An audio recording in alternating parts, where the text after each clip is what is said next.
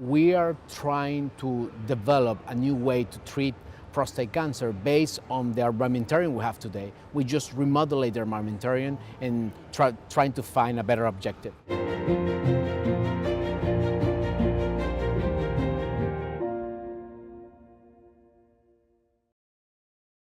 The role of imaging in prostate cancer is ever changing, and that was the subject of a discussion earlier today.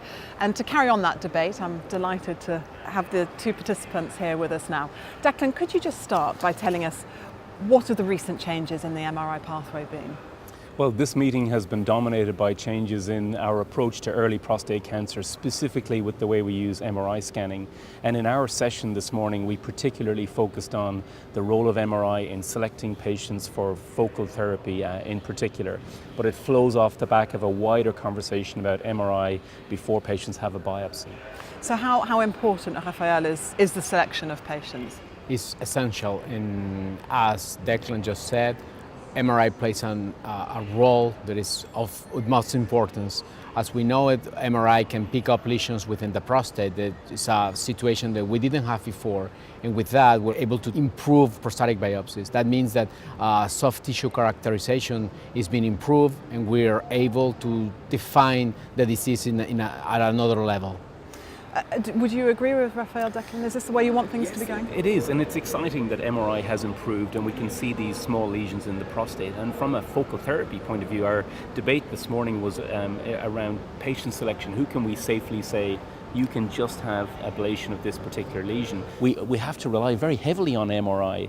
We have to have great confidence that it's showing us the only important areas of cancer. Obviously, MRI is very good. We have high sensitivity, high negative predictive values, but we're far from being perfect.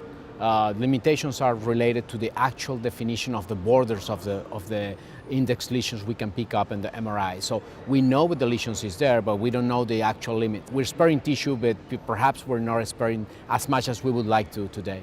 So you're more cautious, Declan?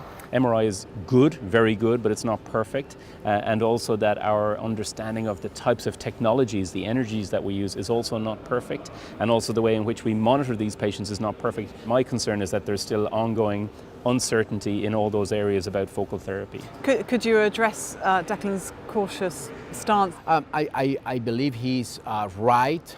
Perhaps in the future we will need to address prostatic microenvironment in order to make the field move forward. That being said, what we have today is, I think, is acceptable in terms of cancer control outcomes. If you compare with the toxicity, you balance the toxicity the patients have after the more radical options. Declan, let me ask you about follow-up. How important is patient follow-up? We don't really understand how we can follow these patients up. And I think my summary view on all that is to remind ourselves of what the EAU guidelines have restated at this meeting, which is that focal therapy is an investigational approach for these men. So therefore we should really still make sure men are either in clinical trials or registries, so we can at least gather the data that will help us define how to select the patients, which energies to use, and how to follow them up in the future. Would you agree with that, Rafael? I agree that we definitely have to do clinical trials and have these patients do clinical trials, but at the same time we have to open perhaps more our minds towards focal therapy. We are trying to develop a new way to treat prostate cancer based on the armamentarium we have today. We just remodulate the armamentarium and trying to find a better objective. What would your ambition, hopes moving forward be?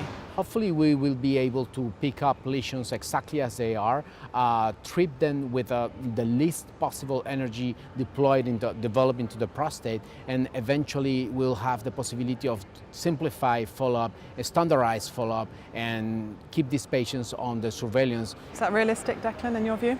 Yes, it is, and I think it's an exciting era we're in now, and I think focal therapy certainly has a role in our future management. I think we just need to be cautious and make sure we do it right. Well, we'll look forward to hearing what happens over the next 6 to 12 months. Thank you both very much for joining us. Thank you.